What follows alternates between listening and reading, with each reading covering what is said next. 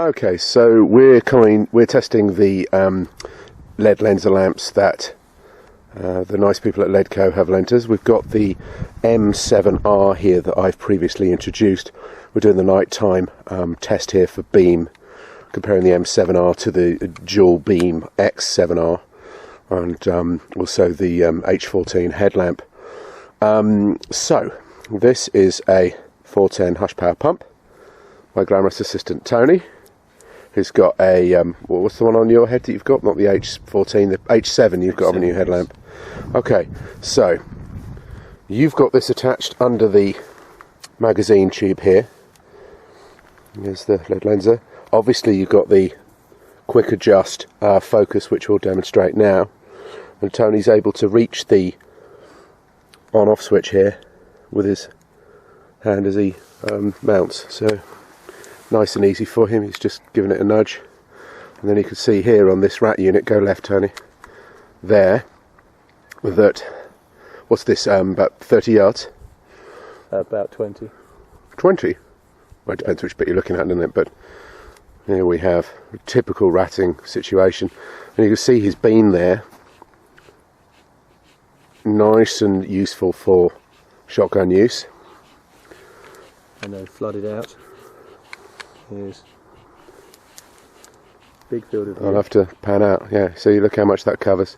And then at the touch of a wrist, put it on the full spot, shows that, and that's, well, that's going a long way. So when you get a X lumen high quality torch, what you tend to get is a 300-yard beam that's like a pencil. What you want is the middle ground for shotgun use. Where would you set it ideally for the sort of ranges that we're using it, Tony? Show us that. Probably about there. A decent field of view, which allows you to swing through a good arc. Yeah. So that's probably a holeless beam, you know, a solid cone of light that's at 25 yards is about 15 yards across. That's about right. Yeah. Without a hole in it, which is pretty impressive. And you've got 235 lumens there, or is it 225, something like that, and that's going to last a few hours, and then we've got a charger in the car anyway, and you can obviously pop new batteries in. So all in all, this is a very attainable level of performance for the rats. Now, to contrast that beam, okay, I'll use my H14, which is a similar head. It's the H14 headlamp, so it's obviously not long. It's just got the sort of same head, same front couple of inches, same lens as the M17R. Similar sort of output, but from 4 AA batteries instead of the 16850, whatever the name of that battery is, 16850. So I've got quite a tight spot. Put yours on maximum spot, Tone.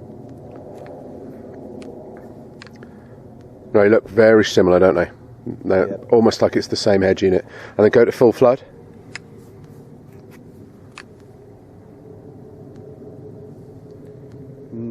This one's maybe a slightly larger flood. M7R might be a slightly larger flood, but I think at the larger flood the H14 might be a bit brighter. But I mean, they're very, very similar. So it's the same thing. At the touch of a button, spot, flood, spot, flood. And with a shotgun, you put it roughly in the middle and it gives you a lovely spread. Very, very useful. What we're going to do now is compare the X7R, which is the dual beam double output model, and see if that gives us an even better flood for shotgun use. So I'll go and get that now.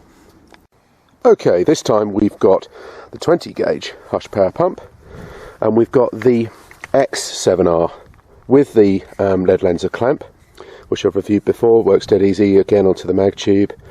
There's the light, but it's a little bit wider because it's got twin beams and more like 500 lumens of output as opposed to 200 and 200 and whatever. So this gives you a more full beam. So this is the H17 on flood, H14 on flood, and then if Tony does the same thing, you'll see there's a lot more light intensity. A lot more light intensity. So that's full flood. Yeah. So here's mine on the right, which we were reviewing a minute ago compared to the M7R, and they were comparable. And then this is the X7R that is a lot more light, which means that you can go wider on your flood and still have enough brightness to perceive what you're trying to shoot. So really impressive. Now obviously it's going to chew batteries twice as quick, but we're not too concerned about that because you can always pop spare batteries in, you can always charge while you're out, etc, etc. But for shotgun use, this gives you a lot more lamp without having to carry a lot more bulk. At the end of the day, it's the same size lamp, you know, with regard to the thickness and the length as the others, but it's just a little bit wider here. So I'm a big fan of this. It is a little bit more money, but not massively more. The M7 is brilliant, the M7R, the P7, they all put out a couple of hundred lumens in a very useful and versatile way. So it's all a matter of, you know, performance versus money, and you have to factor in weight and battery life. I don't consider the weight problem to be an issue at all. It's very slightly bulkier, so not really a problem there. It's going to get through batteries a bit quicker, but again, I don't consider that an issue. So what you're left with is how much more is it going to cost you? And I think if I were to say they're about a third more, 25% or a third more than the comparable sort of top of the range LED LENSER adjustable lamps like the M7R that we're reviewing as well. Personally, for shotgun use, I think that it's worth going for the dual beam X7R. It goes down to the dim setting, which is 15%. That's still a lot of light. I don't know, perhaps 100 lumens, something like that, but it's very, very useful, and that's what we tend to use for sort of general purpose needing light type of scenarios. But then another tap and you're back to full brightness, and that is really very quick, silent, easy. Just a quick tap, down, up. What you can also do, which is brilliant, is if you want to save your batteries and or you're working quite close and you don't want to use 100% light, but you need more than the dim setting, is you can hold it and it will cycle through like a rheostat the whole range from 15% to 100 and back, and you just let go when you're happy. I'll demonstrate now. So that's full, that's dipped. If you hold it, it goes up, down, up, and you just let go when you're happy. So if you want to, what I normally do is just off top, so out there, and it's just a little tap, one button, dead simple, do it in your sleep, and I think that's brilliant, and that is standard on all the microprocessor controlled LED lenses. So my H14 headlamp works the same, the M7R torch works the same, the X7R torch works the same. It's very, very usable, and just as the zoom ring is you know, sort of universal across the range, so is that control. So it's just brilliantly thought out. And then when you're ready, quick tap and it's properly off, and then when you come back on, there you go again. So very, very straightforward, no messing, good kit. That's a lot of light, isn't it? And the thing that you've got to remember as well is you've got 500 lumens here, real lumens, not made up Chinese lumens, and adjustable and all that, so it's versatile in the way that we've described. But look at the weight. This thing's under 200 grams. That's absolutely remarkable. So you can swing it round under a shotgun or put it on top of an air rifle or a rimfire or whatever, and you're not having to deal with a torch that weighs a pound.